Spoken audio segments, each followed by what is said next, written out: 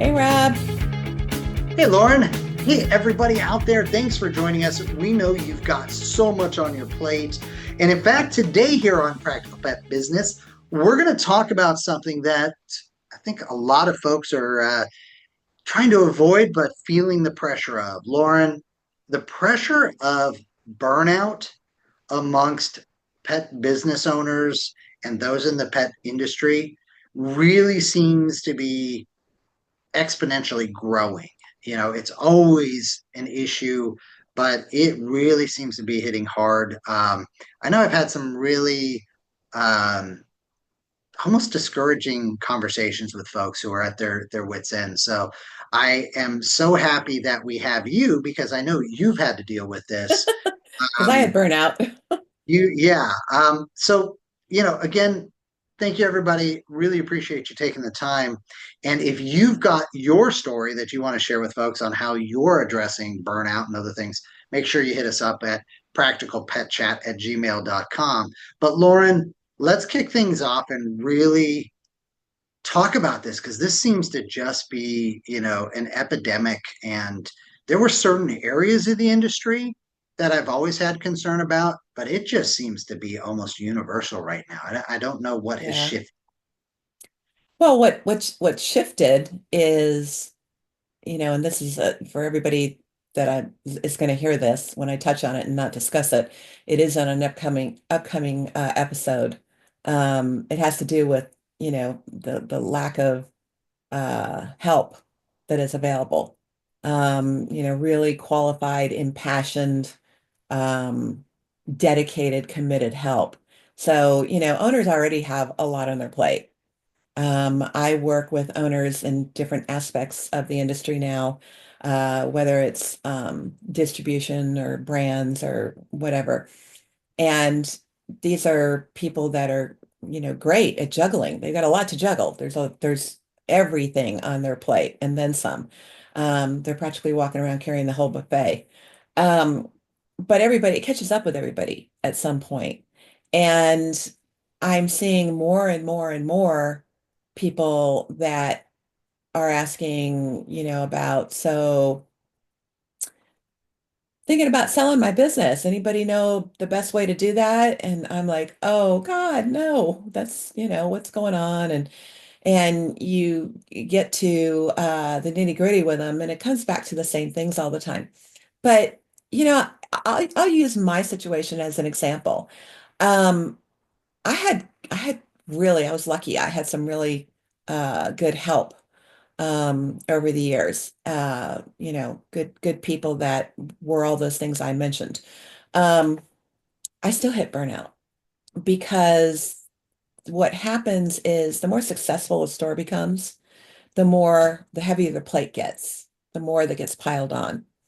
And it just becomes bigger, bigger, bigger.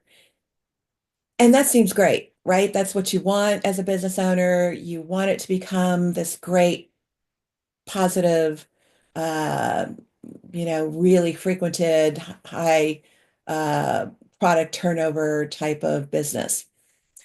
But from my point of view, part of what added to my burnout was that I was ordering from three distributors weekly and getting two orders from each one a week, not to mention all my external orders that I was placing. So I became an order maker. And the things that got me into the industry, I didn't have time for. The spending the time with clients and doing the consults and, having the just the conversations that I wanted to have without having to look at my watch and think, oh my gosh, I got to get this order in, kind of a thing. Um,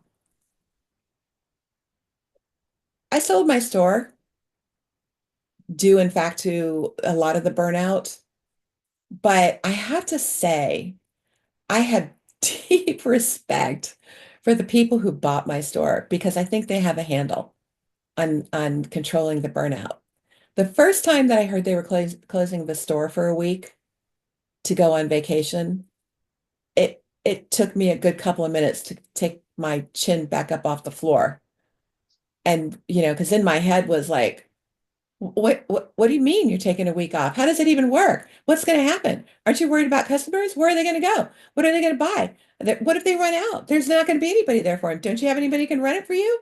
I mean, there's all this going on in my head because Right. I would have never done that. That doesn't make me right because they said, "Oh, well, we've been telling people for weeks." And I'm thinking, but people don't listen.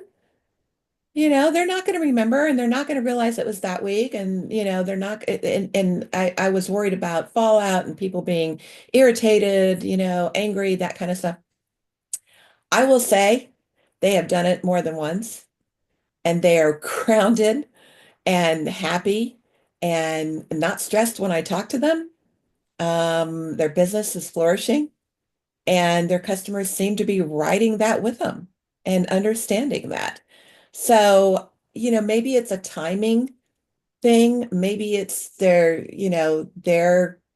particular ages. They just understand the value of balance, which, for people that, are older than they are, we're the nose to the grindstone, work as hard as you can, build it, build it, build it, build it, build it, and, be all things to as many people as possible for the sake of your business.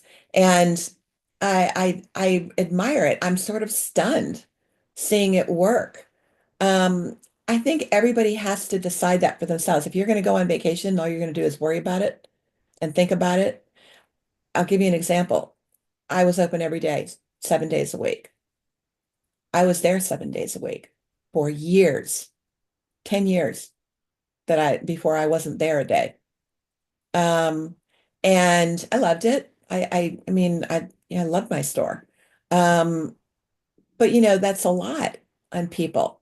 And when I wasn't there following that first 10 years, I was constantly on my phone and taking calls and being available and worried about this, worried about that, and the orders and, having to be there for when vendors call and all the other stuff.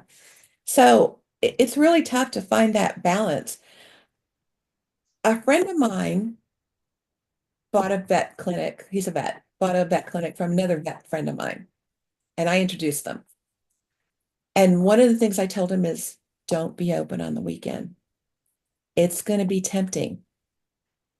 And he's a people pleaser.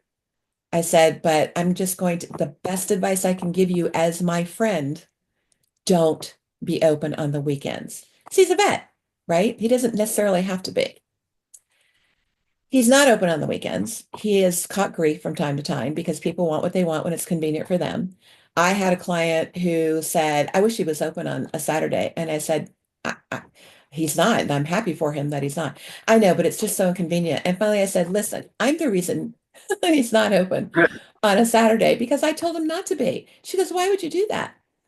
I said, you love him. He's a great vet, right? She goes, yes. I said, you drive a distance to see him, right? She goes, yes. I said, it's not worth taking half a day from work, PTO or whatever, to take your kid to the vet to get this great vet that is amazing and not burn him out. And she said, well, I didn't look at it that way. Well, of course you didn't.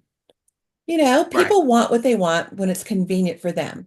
I was open until 7 o'clock at night and never closed early, never opened late. And I would hear about other businesses in the area that would close 5 minutes early. And people would come in and they'd be ranting and raving about it. I can't believe they closed early. And I'm like, oh my gosh, it's not the end of the world. I know, but I drove and blah, blah. You're in a weird position as an owner to you have to worry constantly about negative fallout. So for everybody, it's going to be somewhat different. But I think if you plan early on for what it's going to be, it's much easier because when I stopped being open, like I was open 7 days a week and then I adjusted the hours, then I stopped being open on Sundays, and then I cut back an hour on weekdays because an hour for consumers is like, what's the difference? And for an owner, it's like, oh, it's 6 extra hours. What do you Yeah. mean? That's a lot. And not being open on a Sunday because having a day off. where you don't have to worry about something at the store.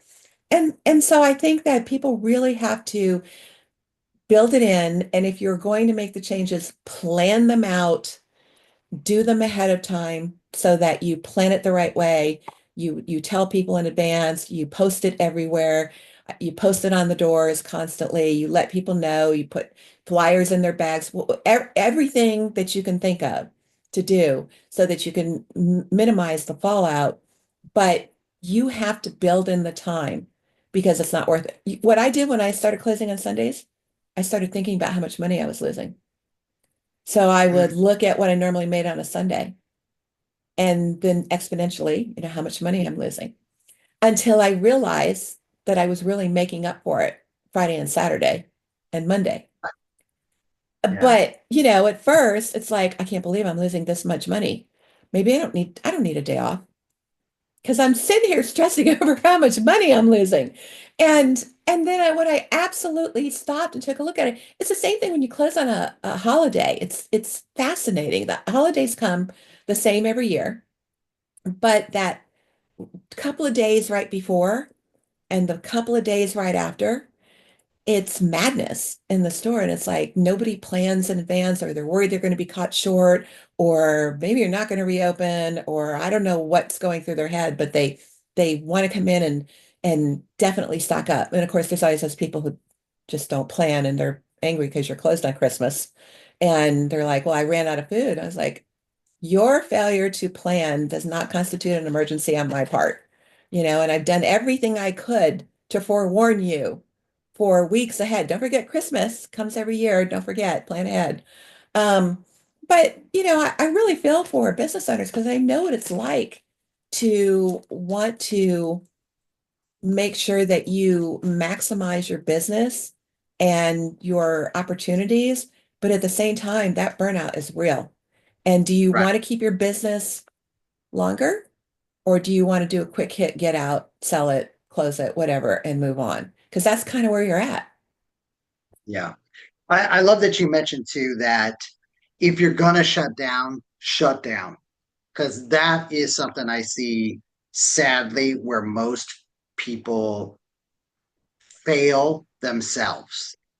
They shut down the store or their hours, but they're spending that shutdown day restocking, going over all the admin, doing still a lot of work. You've Yep. got to think of yourself as a teapot. You got to release that steam because that pressure is just getting there, getting there. And once it overflows, it's hard to put it back in.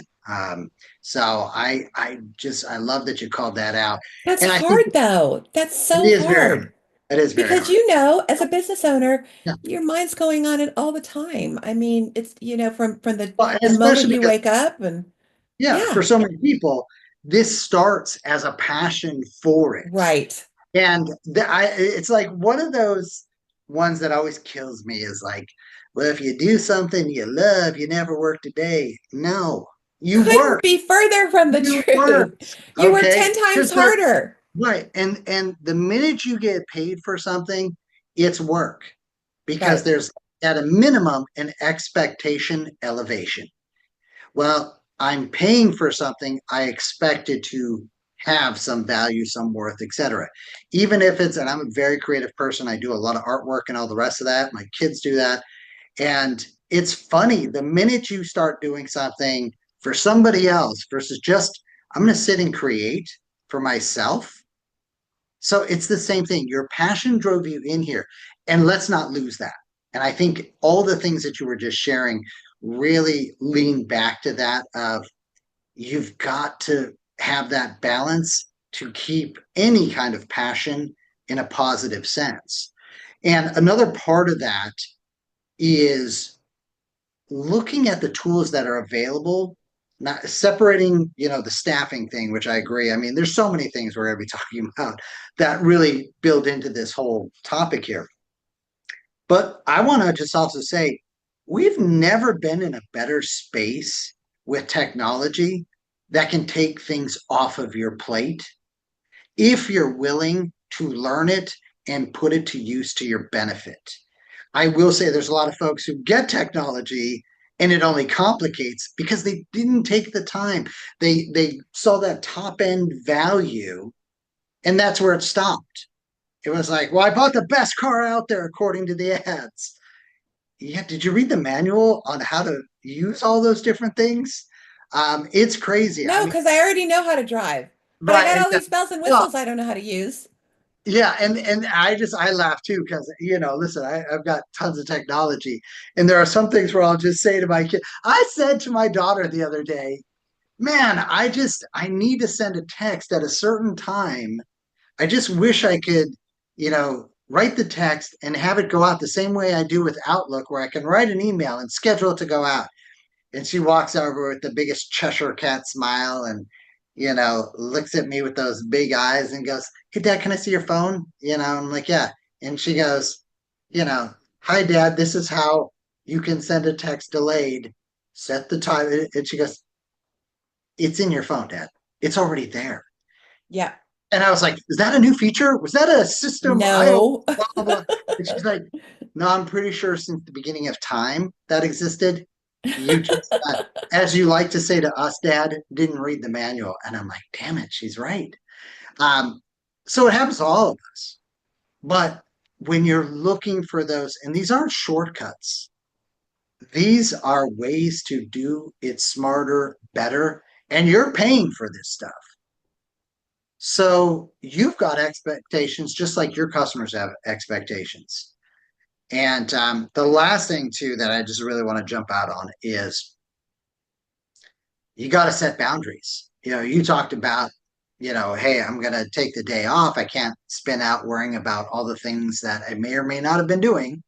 But it's also setting boundaries with your customers. I'm not going to take calls after a certain amount of time. That's my downtime to do with whatever I, deem. And it may be just nothing but sitting there. Um, it may be I'm going to set limitations on. I like that you said too the ordering and how that all works because it is remarkable um, how people will have 22 different sources of things that they're putting on their shelves, and I'm like, wow, that's got to be really frustrating and It's a confusing. lot. That is, and then you've got to keep track of it, and when it comes in, did it get here the way that you thought, or did it come packaged differently or this or that? Folks, I'm going to tell you, working with the biggest of big in the pet industry, if you're an independent retailer, you need to get that mindset. You're going to do it my way that works for me, or I may not be able to continue. Now, let's be reasonable with the vendors here, right? But the way to approach that is how are you doing that with these bigger folks? Use them, they're a source of information for you. So if you're working with this huge online retailer or this huge big box store, benefit from that, right? In other words, talk to that vendor and say, how are you shipping to them so that they know they're getting everything and see if that works within your system? Because they did that as a bigger company for a specific reason. And I got to be honest, it's not always about scale, it's about accountability and keeping things easy so they can get it done quickly. So build that into your processes as well. Use these vendors as a way to how do I shorten my time frames? I've got to check off every single one of these. There are so many tools out there now, et cetera. Maybe it's time to invest in that because if that frees up an hour a week, what could you do with 52 hours? Oh, wait, there's that week that Lorin was just talking about that these people shut down for. Communication, I love that you said that too. They communicated, you know, I think that's one of the things that the younger generations do much better than I'll say us wiser and more experienced generations. Um, but in this situation, they're a lot better. They'll say, we're taking time off because we're stressed. And I'll be like, well, I'm stressed all the time too. And they'll be like, great, It's take some like, time off. so Yeah, you're a business take your owner, time off, Rob. so that's Yeah, normal. yeah. And And so it's just so funny, those dynamics of interpretation. I recently attended um, something that was a national event here. And those of you who know me know my daughter is a theater arts kid. And she's in this unique program. They wrote, produced, and performed something that we all within the last 15 years have a tie into. Um, and my youngest said to me, "Hey, Dad, what'd you think of it?" And I was blown away. Not because my daughter was in it or these kids that I've gotten to know have built this out and all this. I told her I was blown away because I had to sit and shut up for 2 hours while I heard their perspective on an event that we all lived in. And their perspective had some things that were tremendously different than my perspective. And I was just so thankful because I hadn't thought of it that way. And so I share that to say to all of you, get different perspectives. Your way is working, but if it's leading you towards burnout at a rapid pace, you got to get some different perspectives, you know. And I love that, something I know both you and I have done for a number of folks, which is why we're doing this topic today. But from the standpoint of, it might just be those that are working for you, your customers. What's working, what's not working, because you may be busting your hump on something that everybody else is like, okay. And I see that when people say to me, I've got to grow, I've got to this, I've got to add that. And I'm like, why? Are your customers demanding that? Are they, like, oh, I really wish you did this? Well, I know there's some place here locally that's just killing it. So I need to be able to compete with them too. Because if they pivot, then blah, blah, blah. And I'm just like, oh, you are maybe overthinking this. So getting perspectives and having perspectives, I, like you and I have talked about in the past, where you will visit stores as one of your pastimes, and I'm sure that Kelly loves that. He Oh, does actually. He does. well, We go because in Kelly's there got and that mentality. He yeah, does. because we go in there and we look at, he was there with me. I mean, it wasn't it was my store, but it wouldn't have ever happened if he hadn't been involved, and certainly wouldn't be what it became without him. So he will go into stores with me, Yeah, and it's so interesting. He sees things I don't, and his perspective is perspective. different. Yeah, Perspective. and it's really neat because, when I walk in, I'm taking in so much about how it's laid out in the flow and whether or not it's welcoming and if it's bright, if it's well lit, and then I start taking into where the merchandise is, how it's merchandised, so much that I take it in and how it first hits me, and then I go in and I look at it individually. And I do it in pet store. I do it in every store I go into, but I do it in pet stores because that's my love, Right. and I lived it for so long. And I want to feel that. I'm happy. Even if I think, oh, that could probably be done different or whatever, they're expressing themselves. I'm happy in that environment to see how they put their stuff together. Um, but when we would go into those stores, you could tell the burnout. Yeah. It's not just in how you're communicated with, it's the feel of the store. It's whether or Well, not merchandise is turned. It's whether or not product is faced. It's whether or not the place is clean. yeah. Are the floors done? Is there a smell? Is there a layer of dust on the shelves?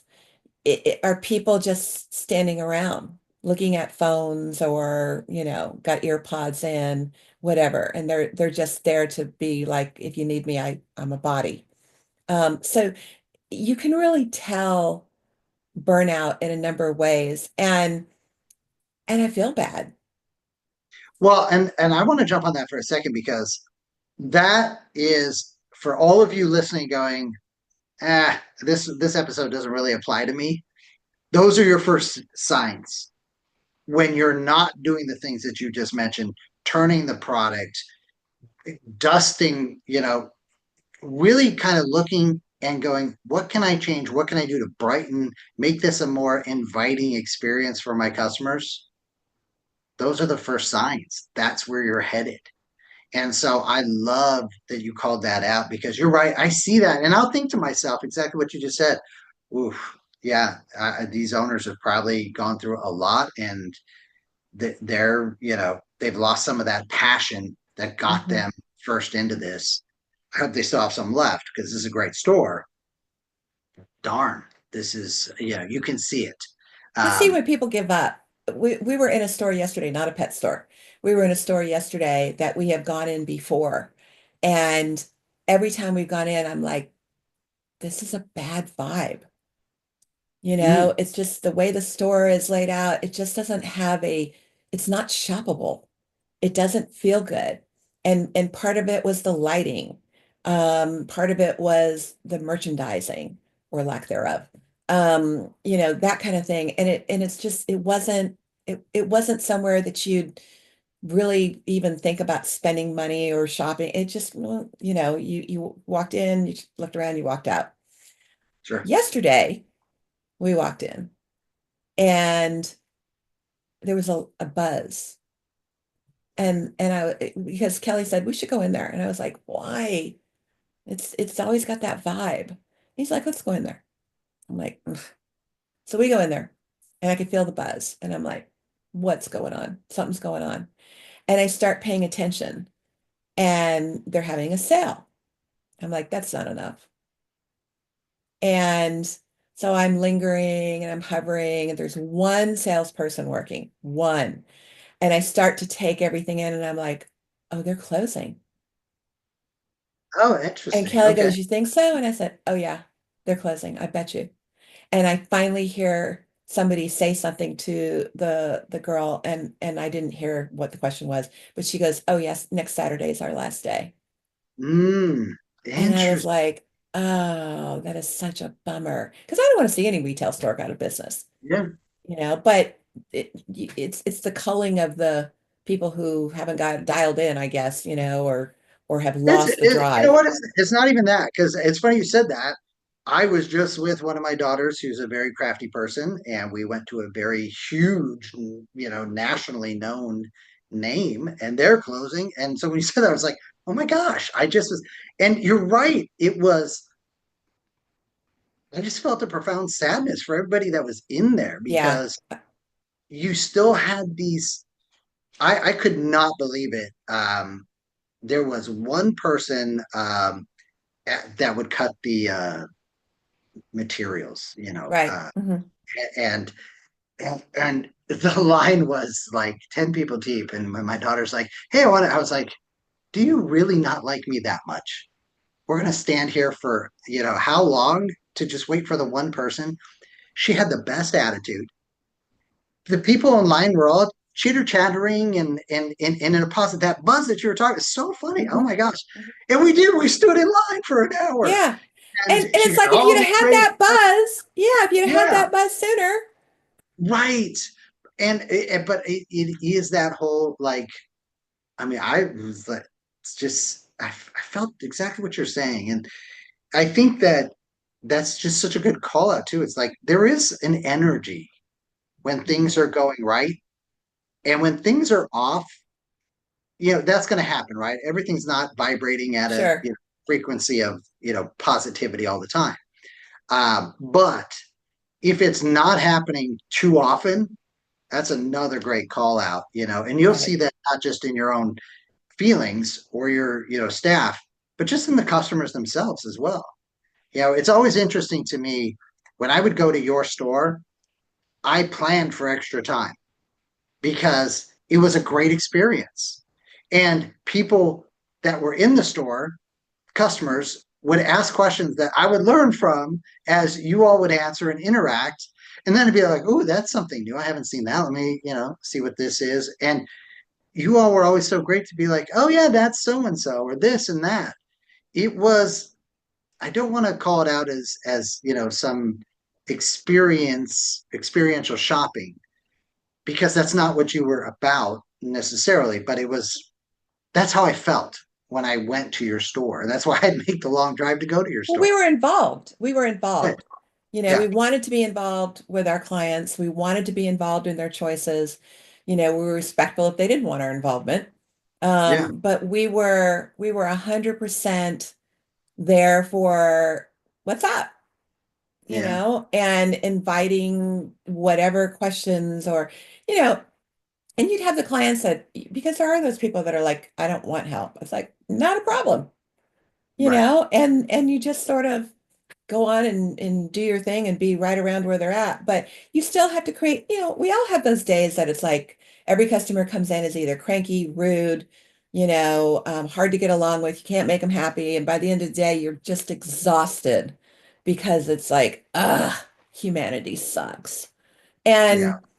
And if you get up the next day dreading humanity again, you're setting the tone. So Yeah. you go home, you have a glass of wine, you shake it off, and you get up the next day, take a deep breath, and it's a different day. Yeah, and I've had those days that have turned into like three or four of those days. And it's like, really, what is wrong with everyone? Mercury in retrograde kind of thing. But it's like, okay, I can affect this to some degree. I can either succumb to it or I can help change it. And it's the same thing if you're talking about your own burnout.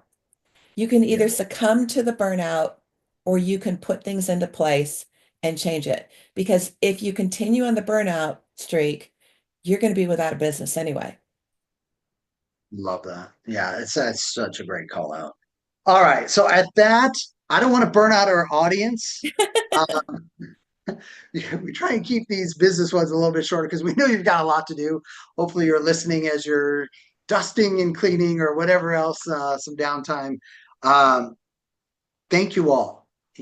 Lauren and I know how hard it is to run a business, and run a business on a positive basis takes more effort every day. So, thank you for your time. Thank you for joining us. If you've got something to share with the audience out there, send it to us, practicalpetchat@gmail.com. We're happy to share it out. Make sure you're sharing this out for those folks who maybe need to hear this. It's okay to experience these types of feelings. Let's just not let it get us to that burnout, shut it down point. Let's try and do something a little bit sooner. Lorin, thank you for sharing all that. I always love your transparency. I learn so much every time. And I just, on behalf of those who don't get to say it, thank you for Oh being a my beacon, gosh. everybody. Topics like this, it makes a difference. So thank you for making a difference. Thank you, everybody, for joining us. Really appreciate all of you, and we look forward to seeing you again very soon. Thanks, everybody.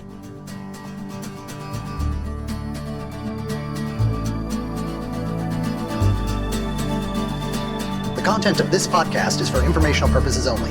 It is not intended as, nor should it be construed as, professional medical advice, diagnosis, or treatment for your pets. Always seek the advice of a qualified veterinarian with any questions you may have regarding your pet's health or medical condition. Never disregard professional veterinary advice or delay in seeking it because of something you have heard on this podcast. The hosts and the guests of this podcast are not liable for any actions taken based on the information shared during these episodes. Any reliance on the information provided is solely at your own risk. Copyright 2025 Practical Pet Chat, all rights reserved. Unauthorized duplication, distribution, or reproduction of any content from this podcast, including but not limited to audio, scripts, and show notes, is prohibited without prior written consent. The opinions and views expressed by the host and guests are their own and do not necessarily reflect the views of Practical Pet Chat.